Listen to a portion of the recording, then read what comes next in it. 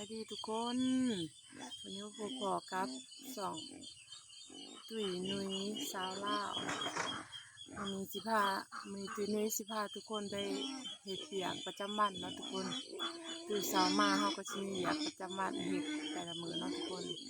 วันนี้ตุ้ยนุ้ยสิพาทุกคนไปเฮ็ดไปเบิ่งเนาะทุกคนฝากทุกคนกดติดตามกดไลค์กดแชร์นะทุกคนเป็นกำลังใจให้สาวลาวหน่อยเด้อไปทุกคนวันนี้ตุ้ยนุ้ยสิพาทุกคนไปเบิ่งเวียกประจำวันของตุ้ยนุ้ยเนาะไปทุกคนวันนี้เราก็จะไปเกลือหมูเนาะทุกคนเกลือหมูหมูตุ้ยนุ้ยนะทุกคนยิ้มแห้งทุกคน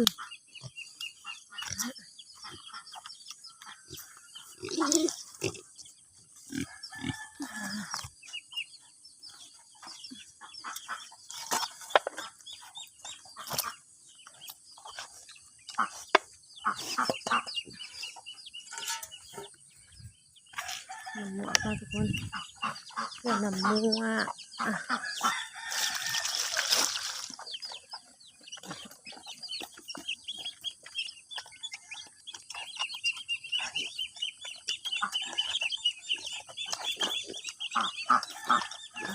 เป็นนี้เนี่ยทุกคน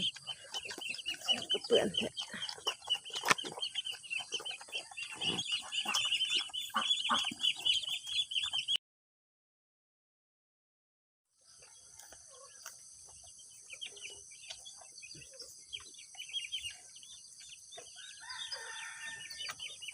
เข้ามาเกลือหมูเกลือเป็ด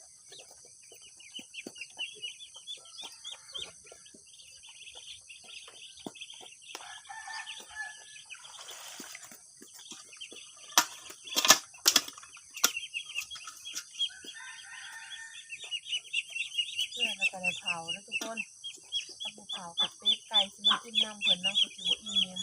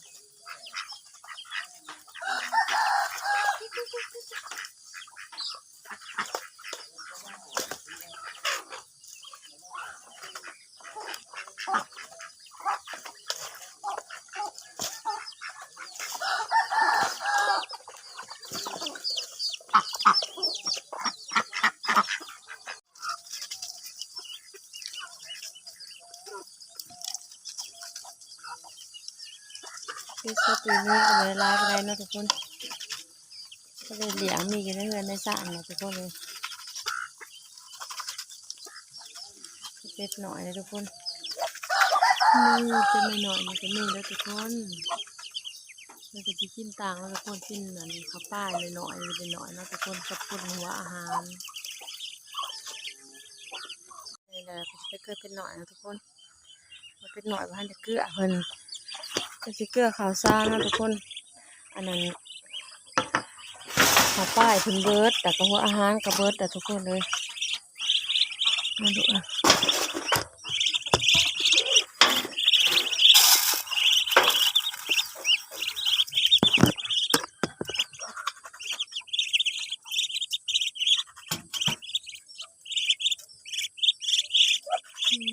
จักกินนะทุกคนเลย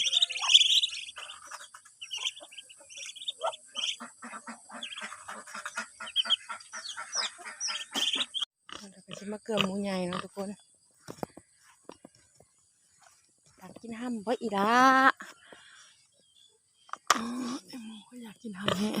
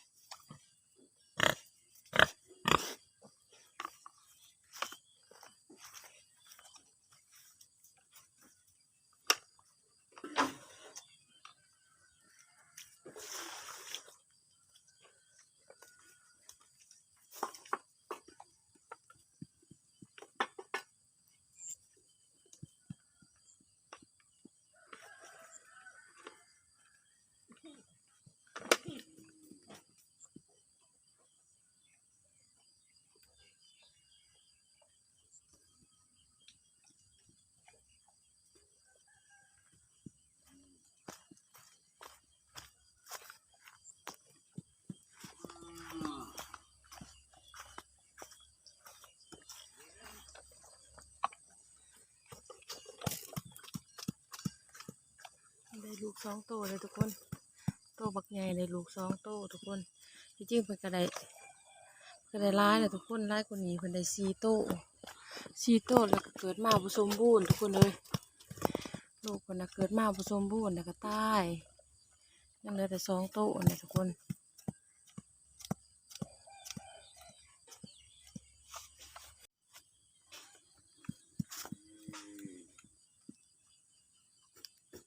เพื่อนแล้วก็เผาทุกคนอยากไก่มากิน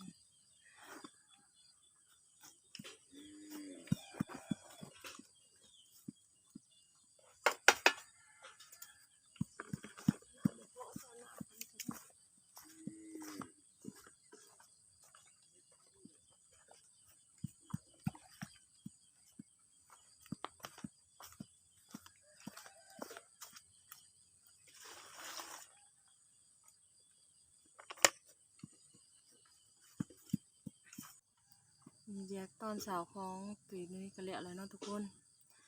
วันนี้ตุยนุ้ยจะขอตัวไป